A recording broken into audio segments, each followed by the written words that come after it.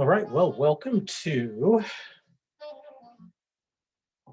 a short lecture video on titrations and pH curves, or what I and most chemists just call titration curves.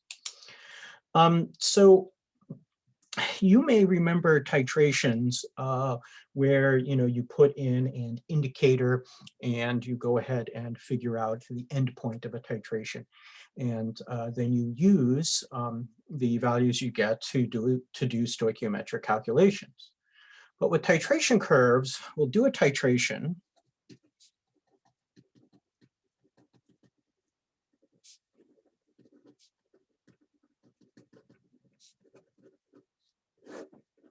And we'll monitor the pH. We actually have a lab where you would do this in person. Unfortunately, we can't do that, but I do want to talk about titration curves. So what are we going to do? Well, we'll plot pH versus volume, base, which is usually NaOH added. So let's go ahead and take a look at examples.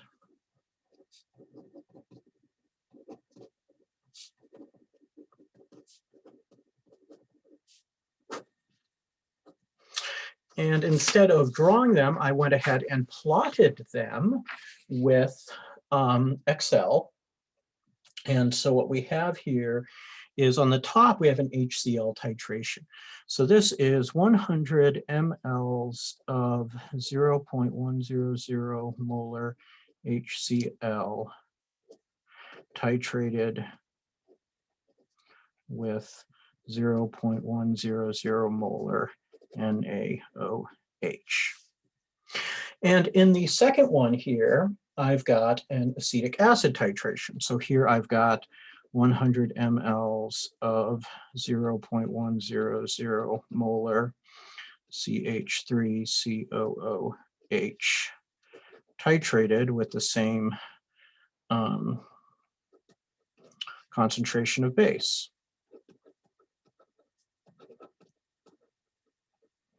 So let's take a look at what's going on here. So you could calculate this, and I set up the spreadsheet to do the calculations. So when no base has been added, you just have 0.1 molar HCl.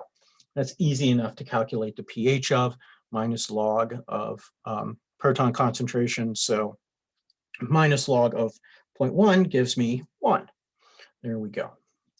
And then as I add a volume of the 0.1 molar NaOH, the pH will change because the NaOH, the OH minus, will react with the protons to form water, removing them from solution. So after I've added, let's say, 50 milliliters of NaOH, I've added, 50 milliliters of 0.1 molar will react with, basically, I'll have 0.05 molar HCl. And so my concentration of H plus is minus log of 0.05, which is, 1 point something or other. Okay, not much of a change there. And what we see is that through a range here, we don't really have much of a change of pH, but then as we approach the end point of the titration, and this is going to be right here, and we call this the equivalence point.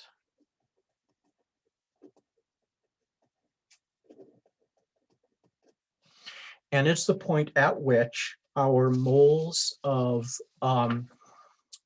acid equal our moles of base, okay? And that is the point at which, normally that's, the end, not the end.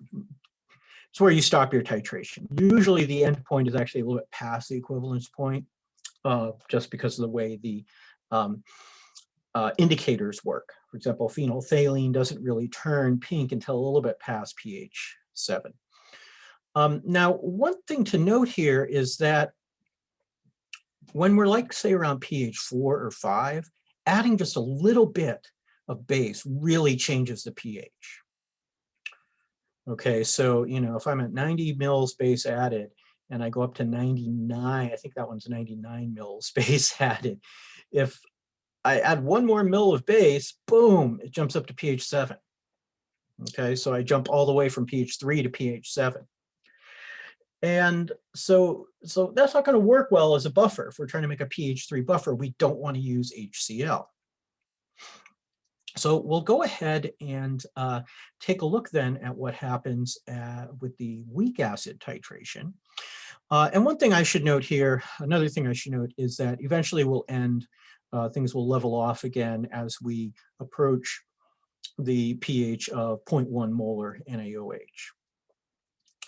All right, so our acetic acid, we could do a weak acid pH calculation and find that our pH of 0.1 molar acetic acid is a little bit below 3. It's like 2.89. And then as we add base, of course, the pH goes up. And it goes through this region where it doesn't change too much. So notice that we're around, you know, pH 4 to pH 5. And so let's say, you know, we're at 50 mils base added here. We add another 10 mils of base, and, you know, we don't change that much. Whereas if we were at pH, you know, 4.75, let's say, right here in our HCl titration, if I added 10 mils of base, boom, I jump up to pH 12. So I have this region that is what we call a buffer region, and it's where we see these like flat or sort of flat-ish plateaus in a titration curve, or rather it's the plateau right before a vertical part. This guy doesn't count because, you know, well, we're not making a buffer at pH 1. And besides, if we had 1 molar HCl, we'd have this same kind of line, but down at 0. And then it would zip up like that. So, you know, I know it looks like, oh yeah, that must be a buffer region. No, it's not. So let's go ahead and take a look at where our equivalence point is. Well, I'm going to add in here my some little dashed lines here to sort of highlight that. So in our HCl titration, our equivalence point is at pH 7. That's where we've added an equal number of moles of base to acid. So we'll go for the same thing here, but what we see is that the equivalence point is a bunch higher. It's like close to pH 9.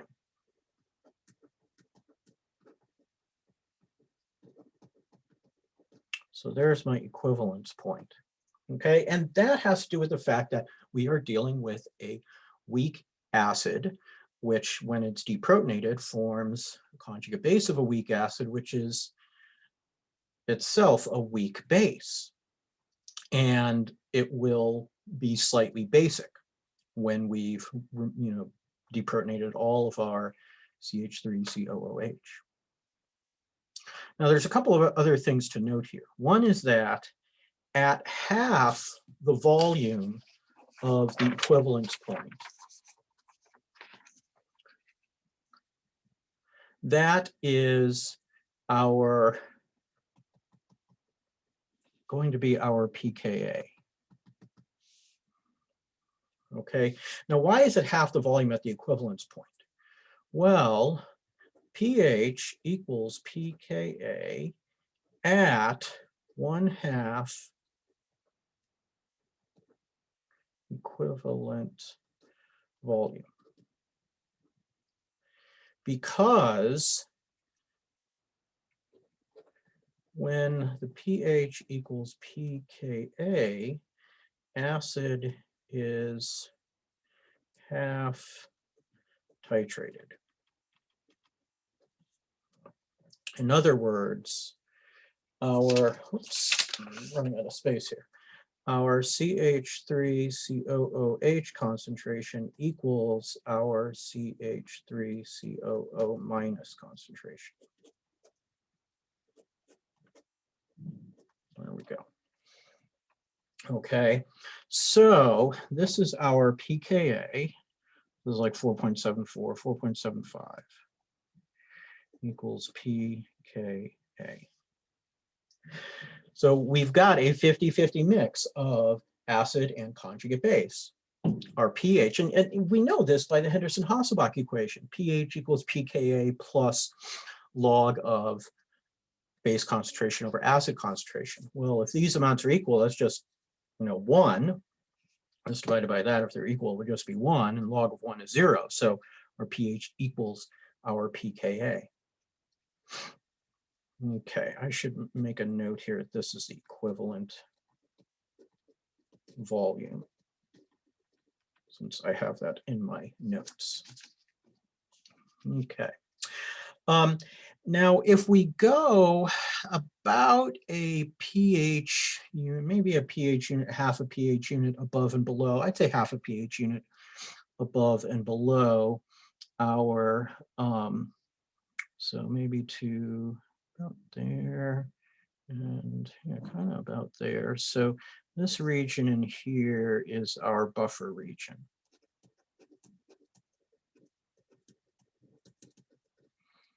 And this is really where there's not, the slope isn't too great, and a buffer will work well at maintaining the pH of a solution. And actually, I think I went a little bit low at the bottom. It should be more like this. Sorry about that. It's approximate. So, maybe I'll extend this guy out here. I don't know. It's kind of approximate. If you go with a little bigger buffer region, I'm okay with that. But usually it's around 1 pH unit of the pKa. So if you're trying to make a higher pH buffer, you don't want to use acetate. If you want to make a pH 9 buffer, you wouldn't want to use acetate. You want to use something like ammonium and ammonia instead of acetic acid and acetate. Okay, so let me just actually write down, write some of this information down on this other piece of paper here. So we'll say pH equals pKa at 1/2 equivalent volume. When pH equals pKa, acid is half titrated, e.g. CH3COOH concentration equals CH3COO minus concentration. And then I also want to, maybe I'll make these into bullet points here. There we go. Buffers work best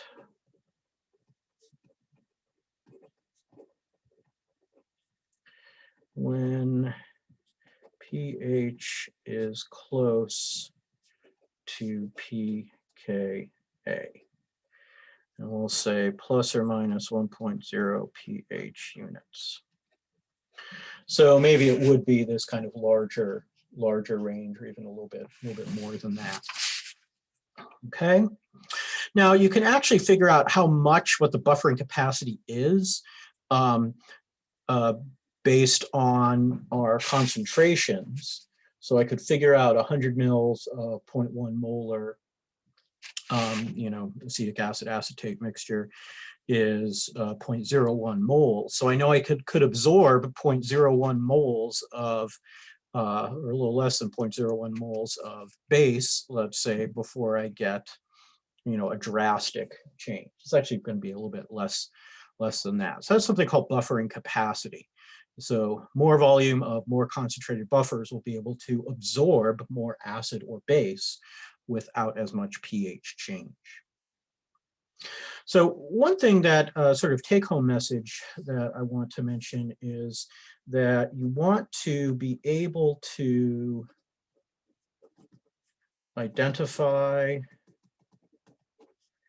and label parts of a titration curve.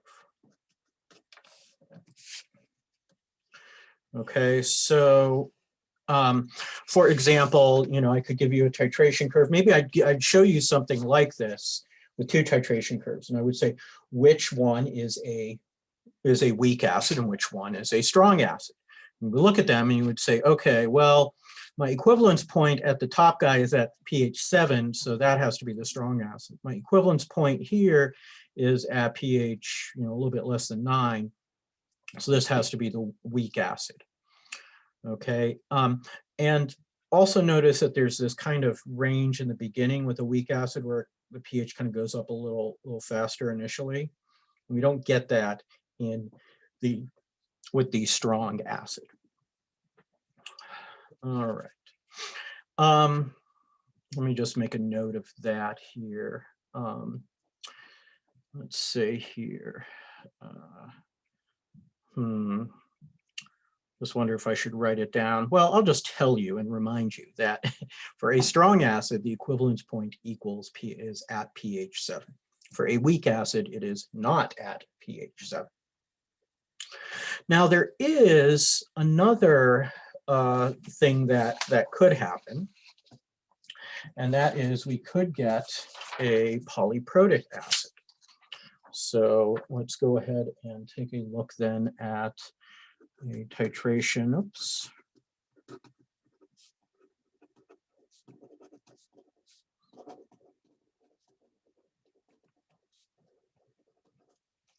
And that really should be one word, polyprotic.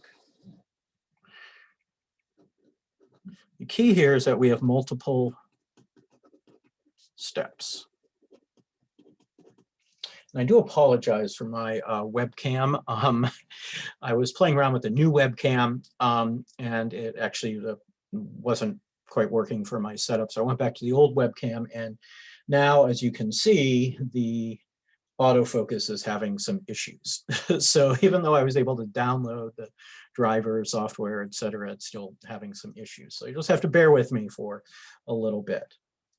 So for polyprotic acids, we have multiple steps. And what would that look like?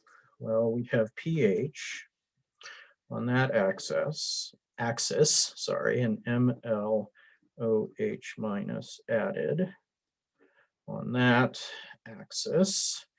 And so let's say we've got 14 there, we've got 7 there. Yeah, I didn't divide that quite right. But what we'd see is we would see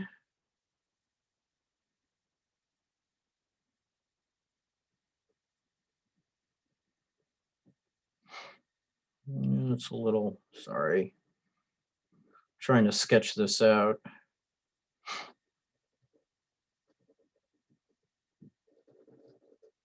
Might look something like that. So H2A. So this would be a diprotic acid here. And so, we'd have EQ 0.1, and then our equivalence 0.2. The equivalence points are always in the vertical bits of our stairs here. And then I'd go and I'd figure out my equivalent volume and take half of it. And then that value then is my pKa, pKa1. And then I'd take this equivalent volume and go halfway between this equivalent volume and the previous one. And then that's going to be my pKa2. So this would be pKa2. And you've got a problem like this. I think it may be triprotic, I don't remember, but you do have a problem like this on the problem set. So this is basically what you would be doing. And then you'd have to identify buffer regions. All right, so where would you find, like, notice here the first equivalence point is actually less than pH 7. Well, that's because it's polyprotic. So you've maybe removed all of the first. We've got H2A, which goes to H plus HA minus, and then HA minus goes to H plus A2 minus. So once I've completely titrated H2A, I have this, which is still an acid. So your pH may be below 7. It could be this is very weak and your pH would be above 7. It just kind of varies. And, it's conceivable you could even have, for example, sulfuric acid, would have a similar stair step, but it would almost be a combination of these two, because the first proton on sulfuric acid is very strong. And so it would just be like this. It would be low, wouldn't have that little blip there. And you'd go ahead and you'd have your stairs in sort of different places. Now, usually for these polyprotic acids, the pKa's are reasonably far apart. If they're too close together, like in some organic acids, then this kind of analysis starts to break down a little bit, but we're not going to worry about that now, are we? All right, so that was titration curves. And again, I'll scan this in, scan these notes in so you guys can take a look at it and at them and refer to them in while you're working on the problem set. All right, so until next time then, and we'll see you at the gray house with the white trim.